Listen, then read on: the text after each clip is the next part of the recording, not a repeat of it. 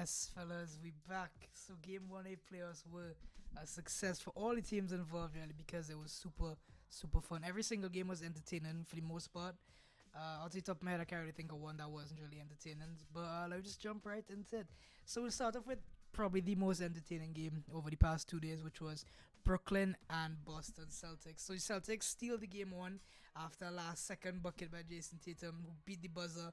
And it was a great move. It was one of the craziest ending to games I can remember in recent times.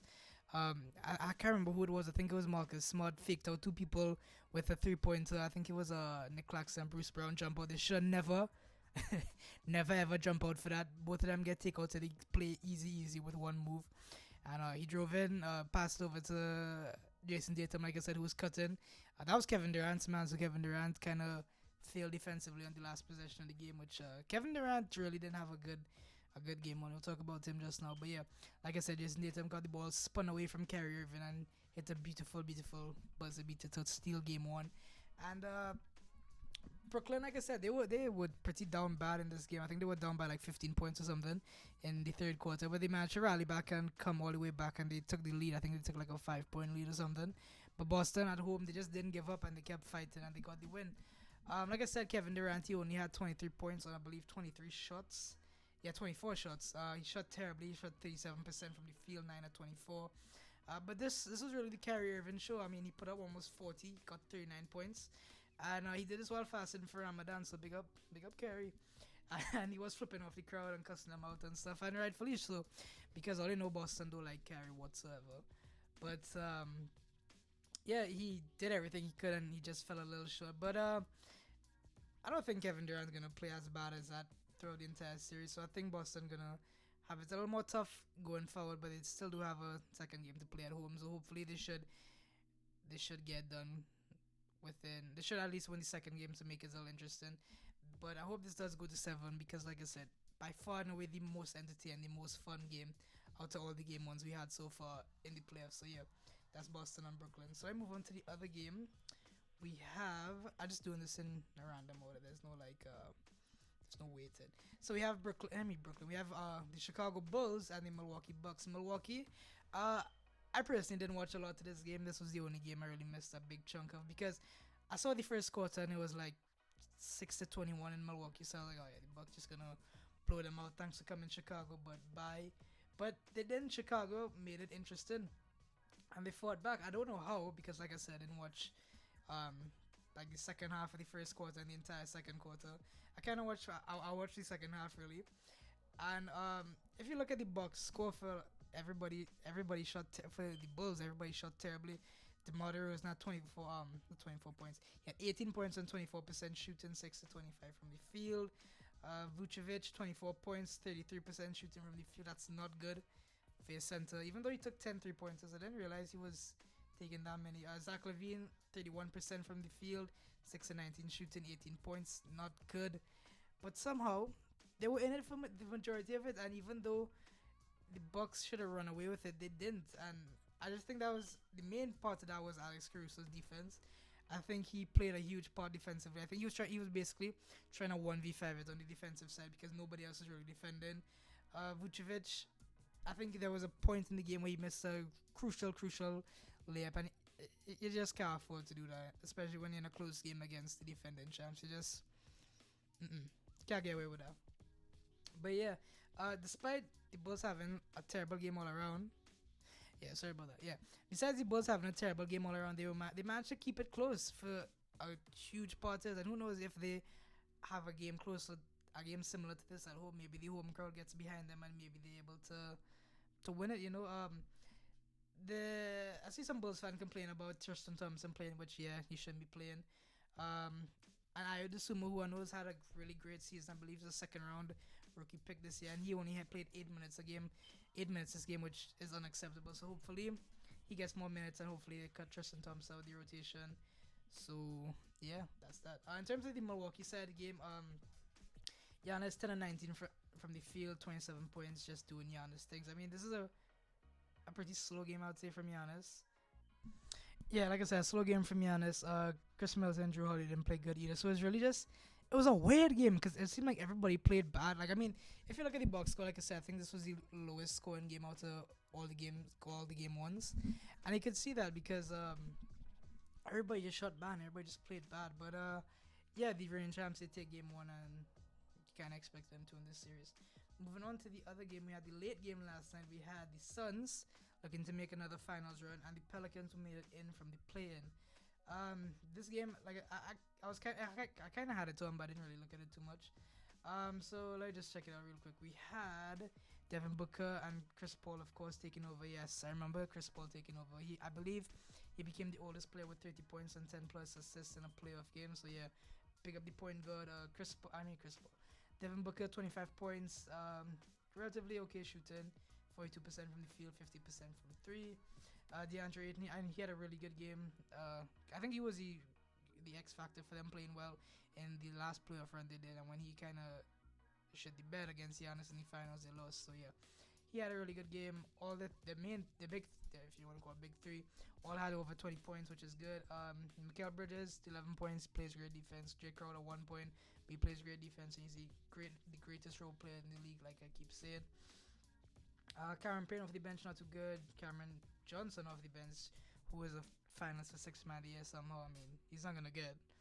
Had 13 points off the bench. JaVale McGee, who has had one of the best backup center seasons of all time, 7 points off the bench, and Torrey Craig bringing that defense off the bench as well. And yeah, they kind of just bullied the Pelicans off the of the field, like you said. The people saying the Pelicans are tired when they also said about the Hawks, which we'll get into later, but I don't really think so. I just think, well, yeah, because it's kind of tough. They have to play plenty games back to back, but I mean, that's just life, you know.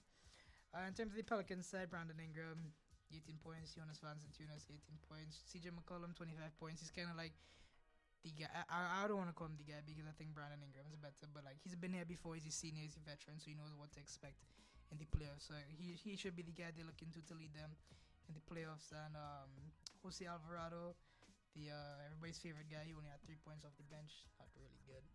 And they didn't play Tony Snell, the cardio king himself, unfortunately.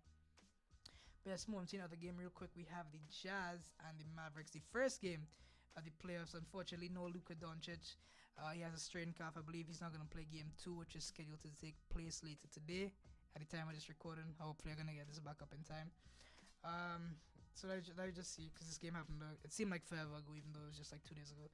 Jalen Brunson had 24 points. Pick up Brandon. He kind of predicted him to drop 30. Almost had it.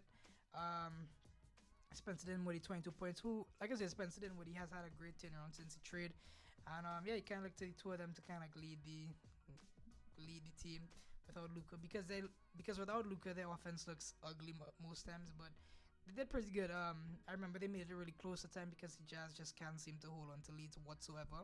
So I remember them making it close at a point, but they just didn't have enough. And hopefully, when they do have Luka Doncic, they're able to have enough and they're able to get over the hump and win. I apologize if you guys hear a beeping. I don't know what the ass it is. I know that one of them is like a fire detector in my house. I don't know what the other one is, but sorry if you guys hear that. Dorian Finney-Smith and Reggie Bullock. Wow, no noticing that. 15 and 14 points respectively, and Dwight Powell only had 4 points. Off the bench, Max Kleber had 10 points, and that's really about it. In terms of the Jazz side, what we're looking at, Donovan Mitchell, who seems to excel in the playoffs. He's done it basically every time. And I'm not a big Donovan Mitchell fan, but I can admit when he steps it up in the playoffs, and that's just, this performance is another indication. 32 points, 10 at 29 from the field. That's bad shooting, but like I said, he emptied the clip, and that's all you could really expect because the second leading scorer was Bojan Bogdanovic at 26 points, and Rudy Gobert didn't give any points.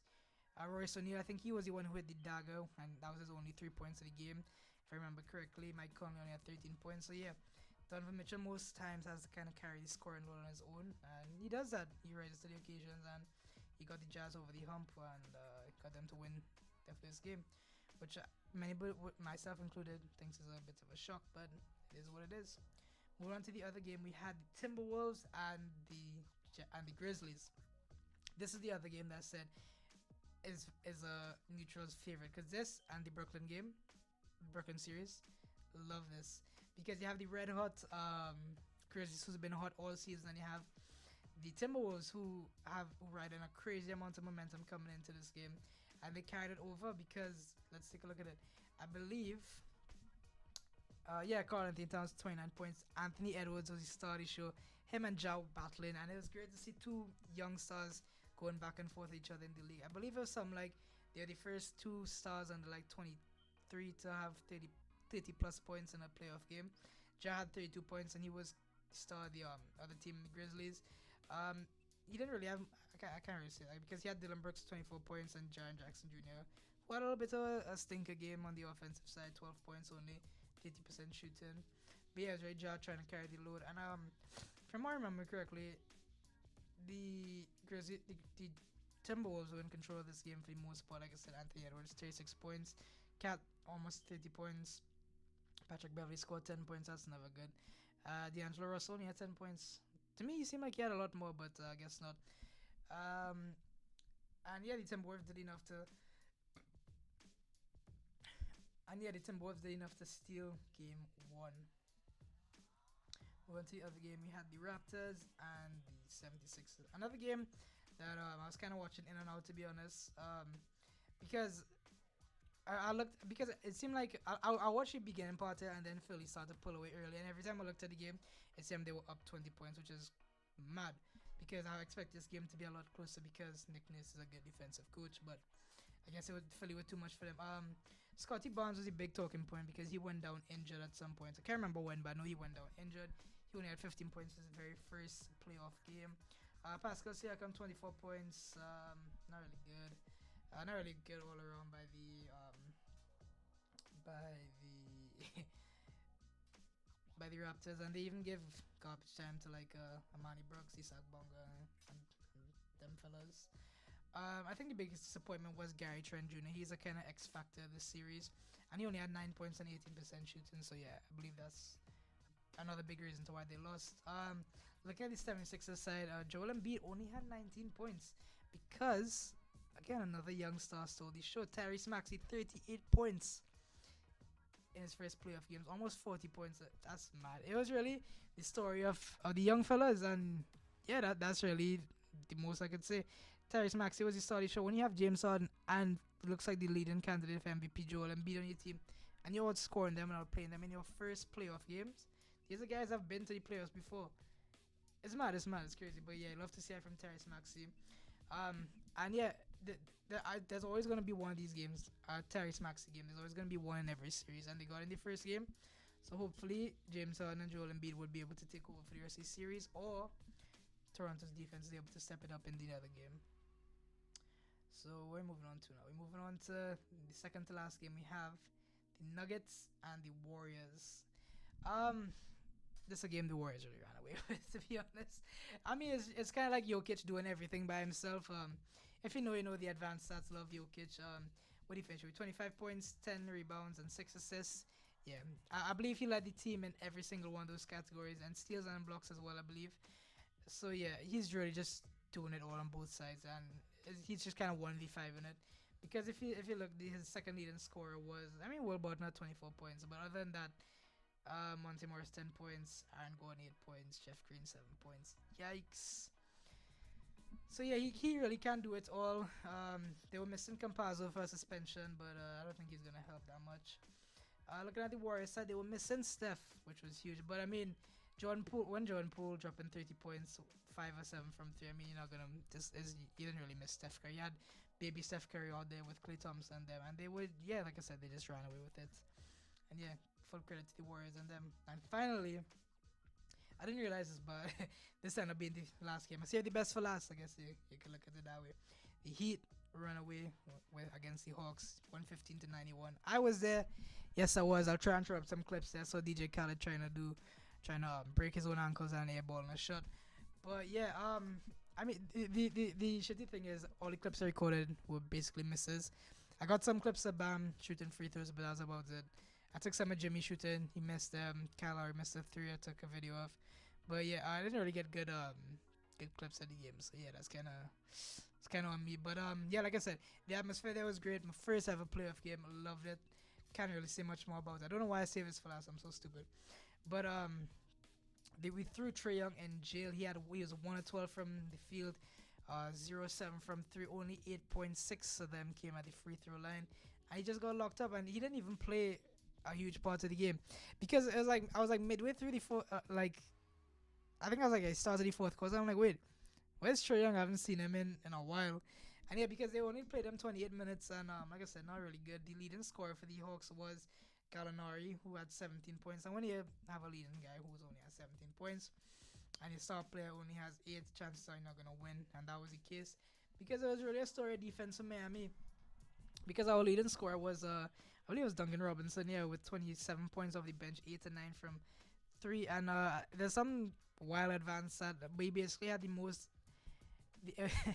It was some of the most efficient 20 plus, 25 plus point game in the playoffs history. So yeah, mad salad that PJ Tucker hitting down corner threes as he does. Jimmy Butler a cool 21, 6 and 4 game with 3 steals. I didn't even notice that. Bam only had 6 points, but if you're a box score watcher, you would not see what he did. He was great on defense basically every time, I believe. When people took shots defended by him, they were 1 of 10. So yeah, elite defense. It's an absolute travesty. He's not a finalist for the defensive player of the year.